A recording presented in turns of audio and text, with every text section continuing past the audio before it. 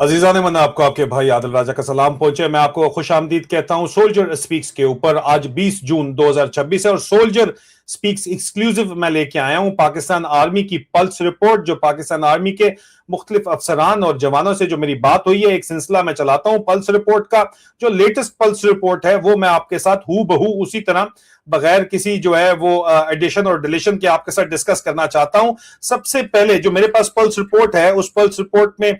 12 points हैं जो इस वक्त पाकिस्तान फौज के अफसरों के जहनों के ऊपर जो है वो घूम रहे हैं और जिसके ऊपर वो बातचीत कर रहे हैं। इससे आपको उनकी साइकी का भी पता चलेगा, इनसाइट का भी पता चलेगा, आपको ये भी पता चलेगा कि यार ये क्या सोच रहे हैं, क्या करना चाहते हैं। और जब तक ये आपके सरों के ऊपर मुसल्लत है तो ये कहानी जा किस तरफ रही है। एक तरफ तो उन्होंने जो बातचीत की है कि नेशनल लॉजिस्टिक्स सेल एनएलसी फौज चलाती है, उसने पाकिस्तान रेलवे के ऊपर एतबार करना छोड़ दिया है और चाइना से डायरेक्ट कॉन्ट्रैक्ट्स ले लिए हैं और उनकी अपनी फ्राइट ट्रेन चल रही है पाकिस्तान रेलवे के ही ट्रैक्स के ऊपर। एनएलसी की अपनी जो है पूरी की पूरी ट्रेन चल रही हैं।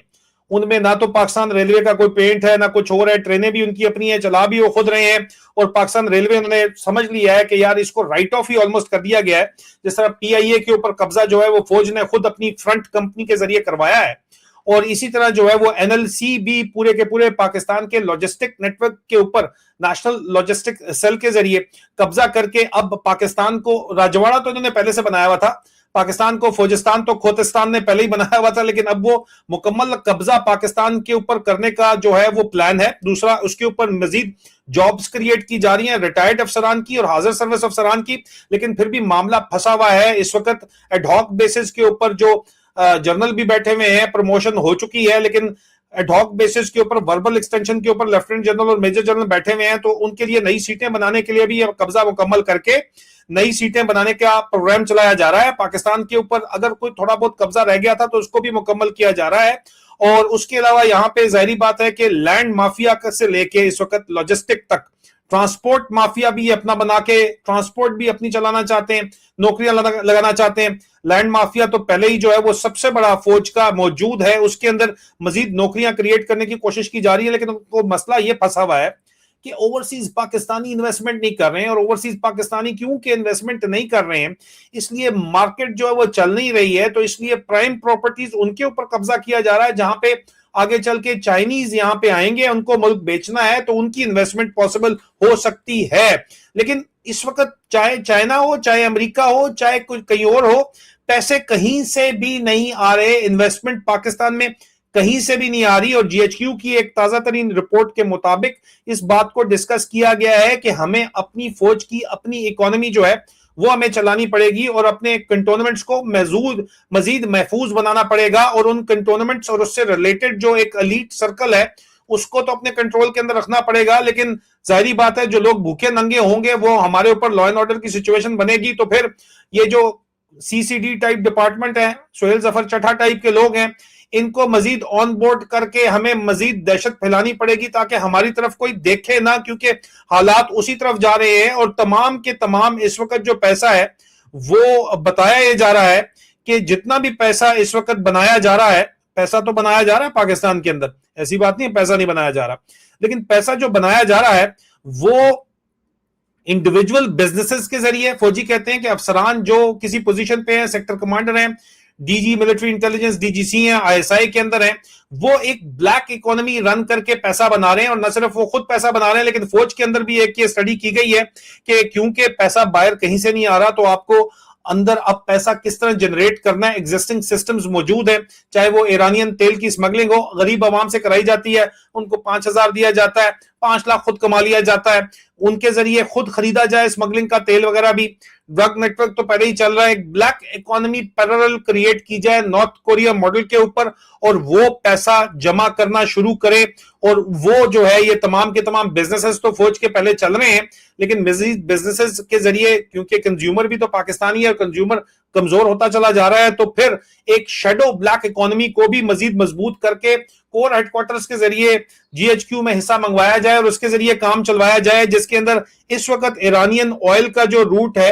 और इंटरनेशनल जो रेट के ऊपर, क्योंकि उसके ऊपर भी जो सबसे बड़ी तशवीश पाई जाती है फौज के अंदर, वो ये पाई जा रही है कि ईरानियन तेल से इस वक्त हम सबसे ज्यादा पैसा कमा रहे हैं। क्योंकि स्टोरी जो टेलीग्राफ ने कर दी थी, मैंने आदिल राजा ने कर दी थी। आदिल राजा जो है वो तमाम इनकी जो है वो इनको लगता है कि इनके तमाम मुसीबतों जो है वो आदिल राजा की वजह से हैं। तो जो इनके ड्रग स्मगलिंग नेटवर्क है, अफगानिस्तान ने उसको जो है कलदम करार दे दिया, गैर इस्लामी करार दे दिया, फतवा दे दिया। तो तमाम के तमाम कबाइल जो वहां पे लगा रहे थे, हेरोइन वगैरह लगा रहे थे, पोस्ट की काश्त कर रहे थे, वो पाकिस्तान में आ गए, बलूचिस्तान के अंदर आ गए। आईएसआई और मिलिट्री इंटेलिजेंस की आंखों के नीचे ये सारा का सारा काम किया जा रहा है। लेकिन उसके ऊपर स्टोरी हमने कर दी थी, तो उसके ऊपर जो है वो इस वक्त उन्होंने उसको बैक स्टेज किया हुआ है, क्योंकि यूरोप में ये जाके बिकता है, अमेरिका में बिकता है, तो वहां अपने आकाओं को ये नाराज नहीं करना चाहते। लेकिन अब कहा यह जा रहा है कि दोबारा से चलाना पड़ेगा नेटवर्क, जो ड्रग का नेटवर्क है, गोल्डन ट्रायंगल है, सीआईए और आईएसआई मिलकर जिससे पैसा कमाती थी और लगाती थी अफगान जहाद के दिनों में, अब ये दोबारा वही नेटवर्क दोबारा से चलाना चाहते हैं। और ईरानियन क्यों चलाना चाहते हैं? क्योंकि खौफ ये पाया जा रहा है कि ईरान की जो तेल का है उसकी स्मगलिंग बंद होने वाली है, क्योंकि ईरान के ऊपर से सैंक्शंस हट जाएंगी जब, और हट रही हैं जब, तो फिर वो इंटरनेशनल रेट के ऊपर बेचेगा, वो सस्ता तेल नहीं बेचेगा, उसकी स्मगलिंग बंद हो जाएगी। ठीक है, इसलिए एक नया सेटअप पैरेलल खड़ा किया जा रहा है ईरान की तेल की स्मगलिंग के साथ साथ नारकोटिक्स स्मगलिंग का एक नेटवर्क, नार्को एम्पायर खड़ी की जा रही है।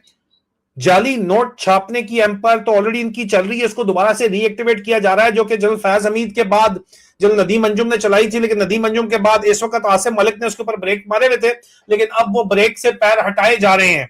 ठीक है जी, प्रिंटिंग प्रेस 100 अरब रुपए का कराची के अंदर बिक चुका है, बाय द वे, उसको भी चेक कर लीजिए। और ये दोबारा से जो है ये मामलात को दोबारा से ब्लैक इकोनॉमी को रीइग्नाइट किया जा रहा है, ताकि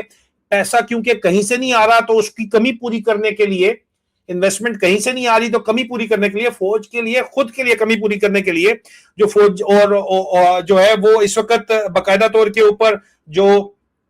फौज के जनरल्स हैं वो नया फार्मूला तरतीब दे रहे हैं। क्योंकि फार्मूला मौजूदा हालात के अंदर जनरल्स दरमियान में ये भी बातचीत कर रहे हैं, जिनसे चंद जनरल साहिबान से जो बात हुई कि यार ये आसिम मुनीर ने हमें तबाह कर दिया, इसके होते हुए तो ये हालात मजीद खराब होंगे और अल्टीमेटली आप ब्लैक इकोनॉमी चलाओगे तो सैंक्शंस आ ही जाएंगी। फिलहाल तो नया फार्मूला ठीक है आप लगा दोगे, लेकिन लॉन्ग टर्म के अंदर तो चाइना भी हमारे ऊपर सैंक्शन कर देगा, क्योंकि यूरोप अगर हमें बंद कर देगा, वैसे तो हम यूरोप को एक्सपेरिमेंट करते हैं, चाइना में अपना जो है ये नशा पानी नहीं बेचते, ये नशा पानी आखिरकार इनको चाइना में भी बेचना पड़ेगा, क्योंकि चाइना के अंदर भी क्रिमिनल एलिमेंट तो मौजूद है जो इनके साथ इनकॉर्पोरेट करके ये काम करेंगे। पाकिस्तान के अंदर आया हुआ तो है, लेकिन मसला ये है कि एक वक्त बहुत से लोग फ्रस्ट्रेशन के अंदर है, जो फ्रस्ट्रेशन के अंदर होते हैं वो क्रिबिंग करते हैं। ये क्रिबिंग पल्स रिपोर्ट में मैं आपको बता रहा हूं, क्योंकि मैंने आपको बताया कि lieutenant general core commander verbal extension पे है, चाहे कराची हो चाहे पेशावर हो, ओवरऑल वर्बल एक्सटेंशन पे कोर कमांडर चल रहा है। मेजर जनरल डीजीआईएमआई हो या डीजीसी आईएसआई हो, वर्बल एक्सटेंशन जुबानी पे चल रहा है, चाहे डीजीपी हो वर्बल एक्सटेंशन पे चल रहा है। तो जो नए प्रमोट हो रहे हैं मेजर जनरल्स, उनको कहीं नौकरियां, उनकी अपॉइंटमेंट ही नहीं है। मैंने आपको पहले भी बताया था कि किसी मिलिट्री स्कूल के अंदर, किसी आर्मर स्कूल में कोई लगा हुआ है, कोई आर्टिलरी स्कूल में लगा हुआ है, कोई इन्फेंट्री स्कूल में स्टडीज करने के ऊपर लगाया हुआ उनको, भाई वो जर्नैल बने हैं सारी उम्र, जूते पॉलिश करके टोनी अफसर बन के, अब उनको क्योंकि कोई अपॉइंटमेंट नहीं मिल रही जहां पे वो भी कोई माल पानी बनाए, जहां पे उनके भी शशका प्रोग्राम चले, उनका भी जो है वो टन टकोर प्रोग्राम चले, कोई टख्तली प्रोग्राम चले, तो अब वो फ्रस्ट्रेटेड है और वो बोल रहे हैं कि यार ये सिस्टम हमें बारा नहीं खाता, ये जो ऊपर बैठे हुए हैं, तो जिस वक्त छोड़ेंगे इसको नचोड़ के तो पीछे तो हमारे लिए कुछ बचेगा ही नहीं। हर साल इतने जर्नल प्रमोट हो रहे हैं, उनके लिए कुछ बचेगा ही नहीं। वर्बल एक्सटेंशन के ऊपर जो है वो मामला चल रहे हैं, कोई नई सीट क्रिएट नहीं हो पा रही है। पूरा मुल्क बशमूल फौज के एक्सटेंशंस के ऊपर चल रहा है और जाती मफाद के ऊपर चल रहा है, और चाहे वो बड़े बड़े बिजनेस टाइकून ही क्यों ना हो, नालायक बिजनेस टाइकून है वो भी, क्योंकि नालायक हैं इसलिए सिर्फ अपने जो जाती इंटरेस्ट की उनकी पॉलिसीज हैं, इसलिए वो इंडस्ट्रीज भी अपनी नहीं चला सकते हैं, तो वो भी फौज के साथ मिलकर अपनी जात के लिए पैसा कमा के पाकिस्तान से बाहर निकालने के लिए लगे हुए हैं। और इस वक्त पाकिस्तान की जो टॉप ब्रास है, मैंने पूछा, मैंने कहा सर बात यह है कि फिर जो मेजर जनरल अगर इतने ज्यादा फ्रस्ट्रेटेड हैं तो आप कुछ करते क्यों नहीं है? पूरी कौम कुछ कह रही है, क्रिबिंग आप करते रहते हैं, बदखोइयां करते रहते हैं, फप्पे कुटनी की मासी मुसीबते की तरह फप्पे कुटनियां करते रहते हैं। तो उस पर उन्होंने कहा कि यार जो टॉप ब्रास है, जो हमारे भी ऊपर बैठे में, वो 100% A to Z कॉम्प्रोमाइज है, एक हल्का सा हिलता भी है तो उसको उठा के खड़का देते हैं। अब लेकिन इस सूरत हाल की वजह से आप एक चीज भी नोट कर लीजिए, क्योंकि यहां पे ये चीज इनको नजर आ रही है, टॉप ब्रास तो अपना माल कमा रही है और जा रही है, जो नीचे इन्होंने जिनकी जगह लेनी है मेजर जनरल ब्रिगेडियर लेवल पे, उनको नजर आ रहा है कि जब तक ये साले जाएंगे तो उस वक्त तक हमारे लिए तो एक तो खाने पीने के लिए कुछ नहीं छोड़ के जाएंगे, और हम तो खा पी तो लेंगे लेकिन हजम हमसे नहीं हो पाएगा, क्योंकि इस वक्त जो हालात हैं उसमें अफगानिस्तान से जाके खामखा के अंदर ये पंगा ले रहे हैं। अफगानिस्तान के साथ जो है उसको अपना दुश्मन बना लिया, और जारी बात है कि ट्रंप के साथ, और दूसरी तरफ अफगानिस्तान ने ट्रंप के साथ डायरेक्ट जो सलमान खलीलजाद वगैरह के साथ राब्ता कर लिया। तो जो बात फौज में हो रही है ये हो रही है कि यार ट्रंप ने अपना मतलब निकाल लिया, अमेरिका ने हमसे अपना मतलब निकाल लिया, हमें कोई ट्रेनिंग प्रोग्राम्स वगैरह ये वो ऑफर तो वो कर रहे हैं, लेकिन लॉन्ग टर्म में आप देखो कि वो हमारे लिए मसला भी खड़ा कर रहे हैं, क्योंकि उनका मुकाबला चाइना से है, और चाइना हमें सिर्फ जो इन्वेस्टमेंट हमारी चाइना कर रहा है, और इस वक्त बलूचिस्तान के अंदर जो इंसर्जेंसी चल रही है उसमें जो BLA BRA वाले हैं उनके ऊपर सैंक्शन की बात जब यूनाइटेड नेशन सिक्योरिटी काउंसिल के अंदर आई है तो अमेरिका, US, UK और फ्रांस ने ब्लॉक कर दिया है। ये आपने खबर सुनी होगी, इसको बड़ा सीरियस लिया जा रहा है, क्योंकि लॉन्ग टर्म के अंदर तो आपने चाइना के साथ अलाइनमेंट करनी है। आपके बच्चे HSN कॉलेज में भी जो एलीट पढ़ रही है वो चाइनीज सीख रही है, ठीक है, अंग्रेजी तो पहले ही सबको आती है ना, लेकिन अब वो चाइनीज, कैंटनीज सीख रहे हैं अभी वो, ठीक है, अभी वो चाइनीज सीख रहे हैं, वो चीनी जुबान सीख रहे हैं। तो जाहिर बात है कि इनको पता है कि पाकिस्तान की अलाइनमेंट चाइना के साथ है, तो वो क्यों पाकिस्तान की सपोर्ट करेंगे। कंट्रोल में रखने के लिए, खबरें लेने के लिए, उनको टर्न करने के लिए, अमेरिका बुला के उनको टर्न करने के लिए, जिस तरह आपका DGISI भी अमेरिका में मेजर के दौर के अंदर गया था, वहां पे उसको टर्न करके उनको रिक्रूट करने के लिए तो वो बुला रहे हैं अमेरिका के अंदर। लेकिन इससे आगे जो हालात हैं वो नजर आ रहे हैं कि पाकिस्तान की तबाही और बर्बादी यहां पे विजिबली नजर आ रही है, क्योंकि पाकिस्तान एग्जिस्टिंग फॉर्म के अंदर वारा नहीं खाता, क्योंकि एग्जिस्टिंग फॉर्म में तो चाइना से अलाइनमेंट, आपकी टोटल डिपेंडेंस चाइना की तरफ हो रही है। ये जो टॉप ब्रास कर रही है वो अंदर बात हो रही है कि यार ये तो टोटल चाइना के साथ अलाइन तो कर रहे हैं, लेकिन अगर ये वाकई चाइना के साथ अलाइन एक तरफ कर रहे हैं, दूसरी तरफ फुद्दू तो लगा रहे हैं अमेरिका को, लेकिन अमेरिका इतना बेवकूफ तो नहीं है, ना UK ना USA इतना बेवकूफ है, ना यूरोपियन यूनियन में चलो फ्रांस वगैरह इतने बेवकूफ तो नहीं है, उनको पता है कि मामला किस तरफ जा रहे हैं। इसीलिए वो बलूचिस्तान के अंदर जो है वो चाइना के स्टैंड को लेते हुए कि चाइना की मुखालफत बलूचिस्तान में जो ये इंसर्जेंसी हो रही है वो लोग कर रहे हैं, तो वो उनको सपोर्ट करते हुए यहां पे नजर आते हैं, ठीक है। और फिर जाहिर बात है कि जब ईरान का मसला, अभी तो खैर आज आपने कल देखा कि दोबारा से